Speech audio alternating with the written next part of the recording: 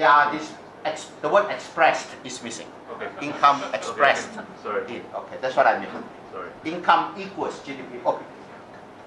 So that is clearly cases where the gap is being closed.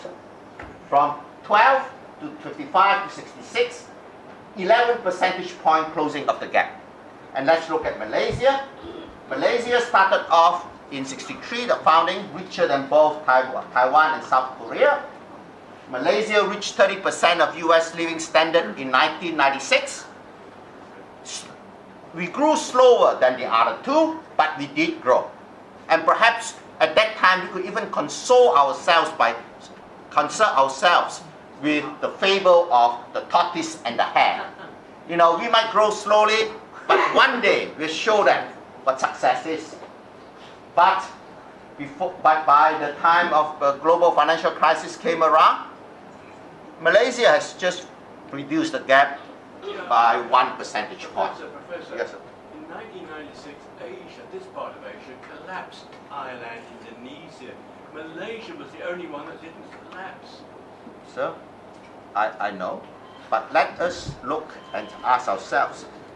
We have done well compared with our neighbors. Yes. Have we done as well as other people But you're besides talking them? about- It's not apples and apples. No, this. Southeast Asia is not East Asia. So, should I compare my living standard only with other Asians? Or should I compare my living standard with whoever has the highest standard of living? Should I compare my academic achievement only with my fellow Asians? Or should I compare one's academic achievements with the world's best? Fair enough. That's all. You know what's the secret of happiness, sir? Is to have low standards. If we compare ourselves to Zimbabwe, we'll do very well. We'll do very well if we go to Zimbabwe. That's what we mean by Malaysia being in the middle income trap. We are just stuck at 30%. Is that unusual? If you look at what the average of Latin America, the 5 largest Latin American countries in 1963, the average is 30%. And the average today, the same 5 biggest countries, 30%. Basically, countries, when they leave poverty, and if they are unable to move on to knowledge-based growth, then they are stuck at 30%. They are unable to upgrade themselves. And when you cannot turn over to knowledge-led growth, then you are confined to what is called the middle income trap, which the Latin Americans have long dwelt in. That's roughly 30% of US living standard. But Yes. Malaysia's changed, like Latin America has, from an agricultural economy to a more modern, what we might call modern economy. And whereas Taiwan and Korea didn't have an agricultural economy in 1968, did they? I beg to differ, sir. Yes, indeed. Otherwise, so would the land reforms. Okay, fair enough. They got to have farming, otherwise there would have been no land reforms. Of course, it could all be American propaganda that there was a land reform. Yes. Do you mind being interrupted continuously, or would you prefer questions at the end? Yeah. Would that be better? Okay. Yeah. We're going to keep questions till. Unless you the can end. control yourself. No, that's fine. No, I'm serious. That's fine. Okay, yeah. Pretend I can't control myself.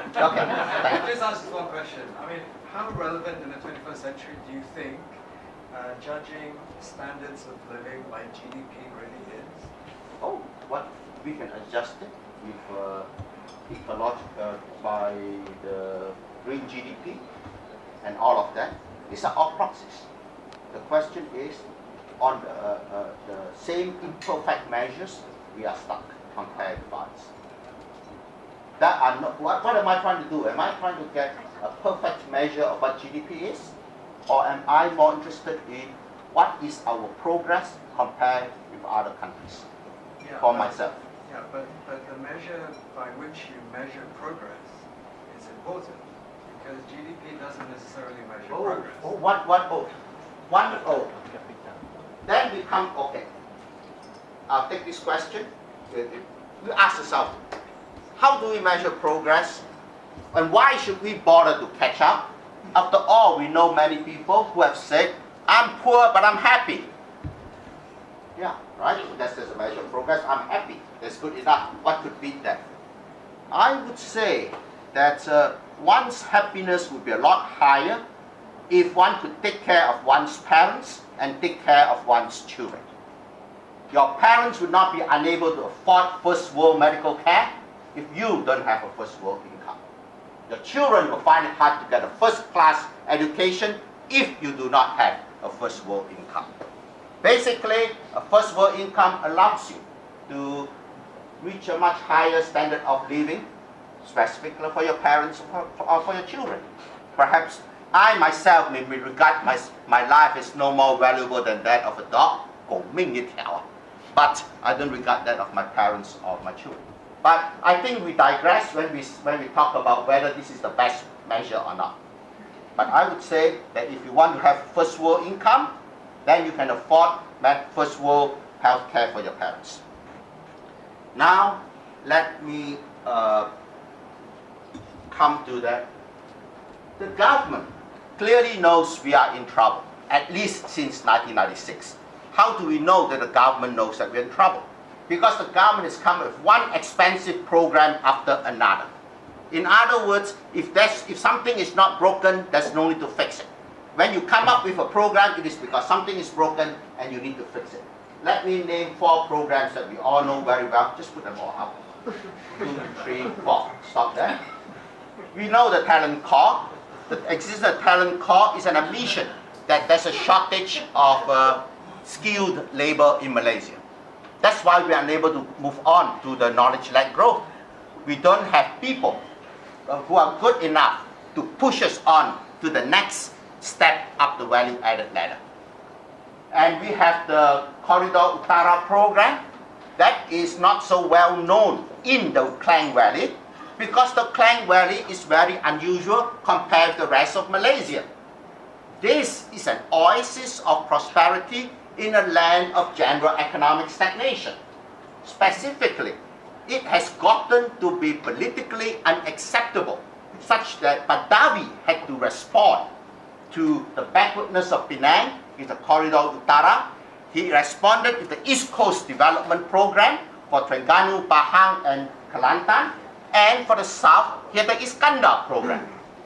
So the regional development programs came about because it was recognition of the great disparity in the level of economic development in the peninsula. Not in the peninsula, not only ways away is Malaysia. But then we know the economic transformation program, the goal is to kick the growth rate up from the 5.2% the last 10 years back to the glorious days of 8.5. So why has there been no growth? It's very simple. Growth is expansion in production capacity. Supply got to grow. Supply can grow only if either there's an improvement in technology or there's an increase in the capital stock.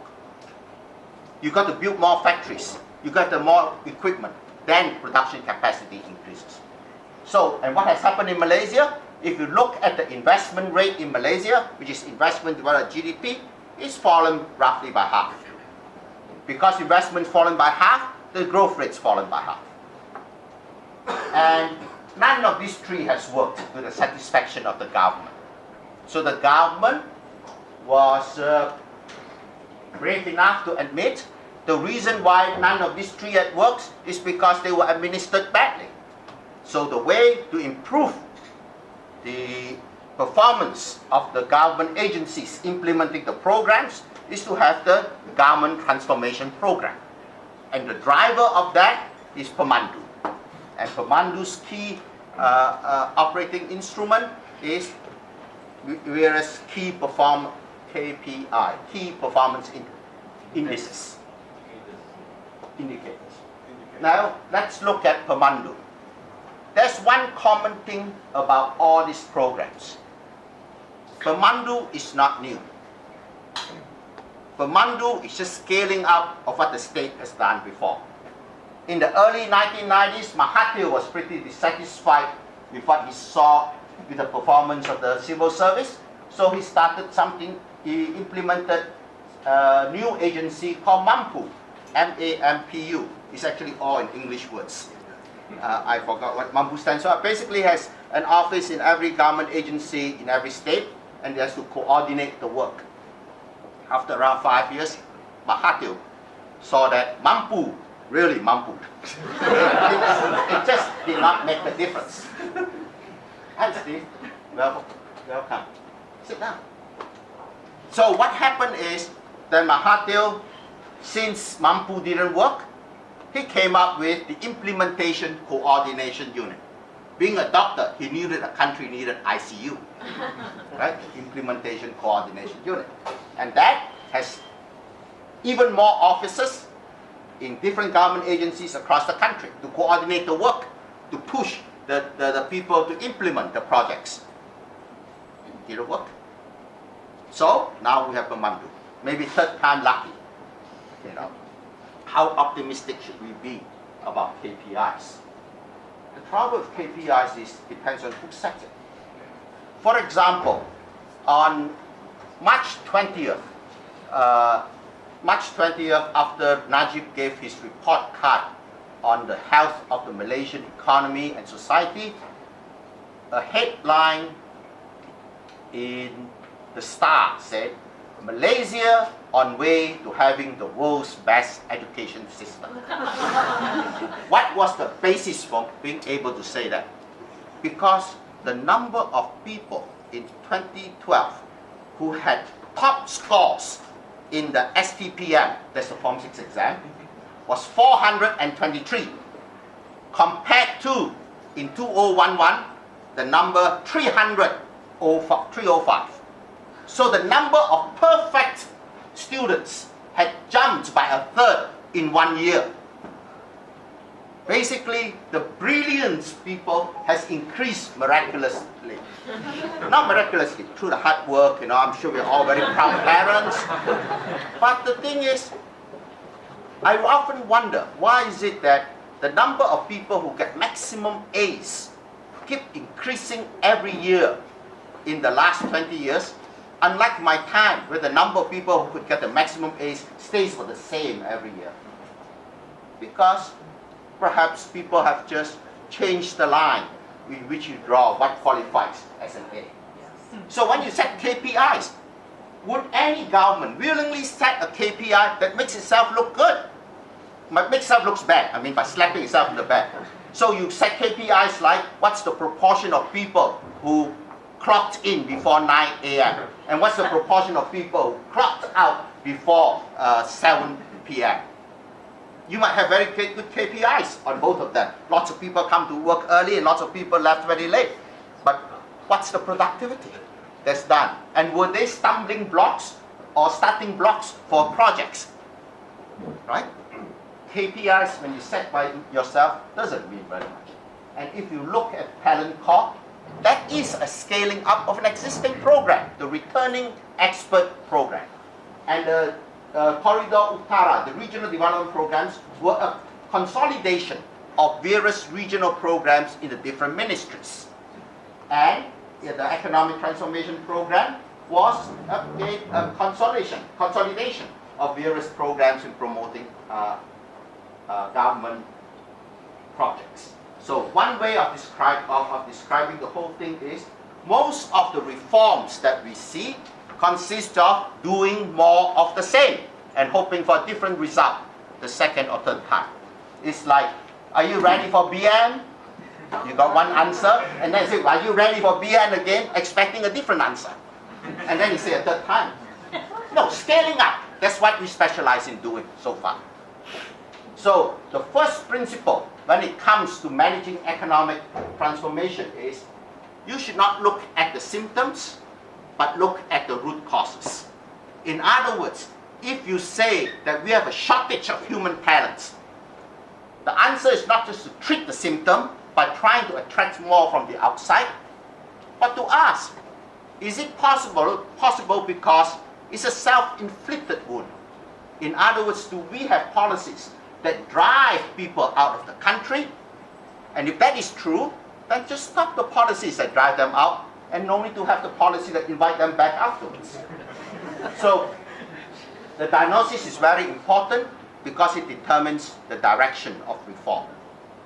And so I see ourselves having two choices. One is reform the policies that are making the Malaysian economy sick, because it is my claim that why we are sick in terms of having a low growth rate, unequal geographical distribution of development, poor civil service performance, and brain drain are all due to state policies.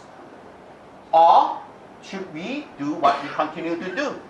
We have certain policies in place that cause the four bad outcomes that we see, and instead of trying to address those policies, we introduce new policies to try to prevent the negative effects from showing up. In other words, if someone calls me up and I'm a doctor and say I've got a headache, I could say take 4 aspirins. And if it doesn't work, I say 8 aspirins. Or maybe I should say come in and see me. And when I look at a patient, and I'll say stop hitting yourself on the head and you'll feel a lot better. Or stop trying to put a piece of paper between you and your hand when you hit yourself.